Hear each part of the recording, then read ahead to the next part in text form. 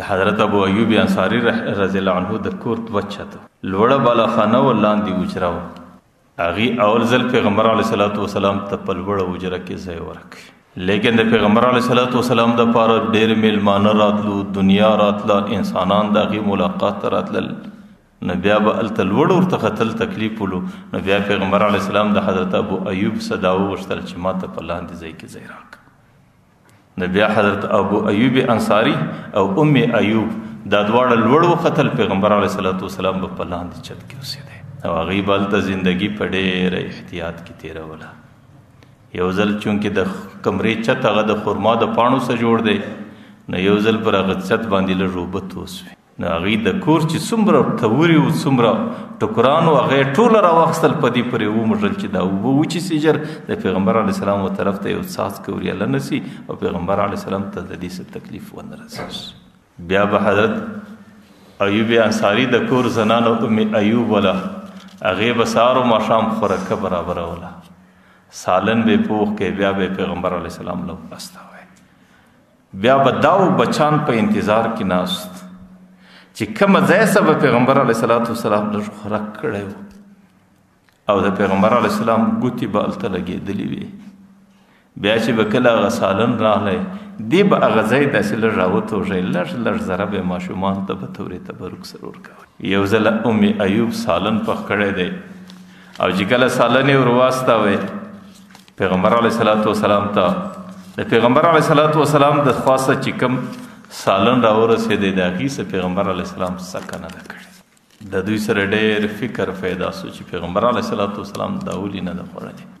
نو حضرت ابو ایوب انصاری رضی الله عنه دستي راغلی، پیغمبر ای د الله رسوله تا نن د سالنه څه څکه نه ده کړې، د هغې وجه څه ده؟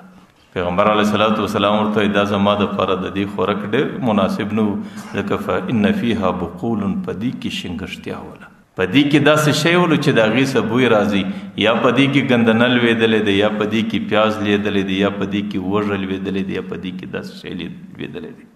نو ځکه د هغې د بدبوی په خاطر باندې ما نن د دې څه څکه نه ده کړې. حضرت ابو ایوب انصاري ورته حرام هي یا رسول الله، ای د الله رسوله دغه شیان اوس حرام دي چې د هغې په خاطر باندې تا ټوله سالن پرېښی دی؟ پیغمبر علیه صلات وسلام ورته وایي چې نه، حرام خو نه دي.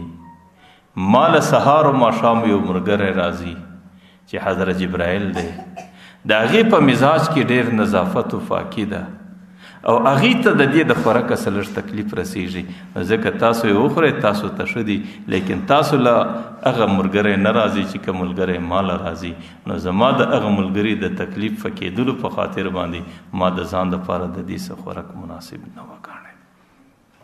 حضرت ابو ایوب انصاری رضی الله عنه وایي چې بیا څومره زندگی پیغمبر علیه صلات وسلام زموږ په کور کې تیره کله، د هغې څه وروسته بیا موږ دغه شی و سالن ته نه ور واچوی. چې کله د پیغمبر علیه صلات وسلام زندگی روانه سوله، نو دې وخت کې پیغمبر علیه صلات وسلام په حجره مبارکه کې اوسېدی.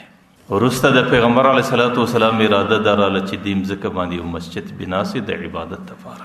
دې وخت کې دوه ماشومان دي، هغه یتیمان دي، د یو نوم سهل دی، د بل نوم سهیل دی. د مسجد نبوي چې کومه مځکه وله دا د هغې بچانو ملکیت او هغې به پر دې مځکه باندې خورماوې وچولې او دا ډاګ ولو چې د باغو څه به یې راوړې، هغې به یې پر دې باندې هوارولې.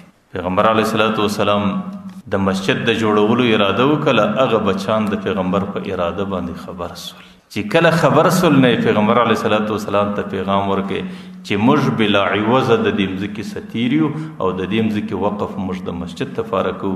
نو یې د الله رسول پر دې مځکه باندې مسجد جوړ کړه، لیکن چونکې هغه بچان ماشومانو او پیغمبر علیه صلات وسلام مناسب نه بلله، نو بیا د دې مځکې اولنی قیمت حضرت ابوبکر ادا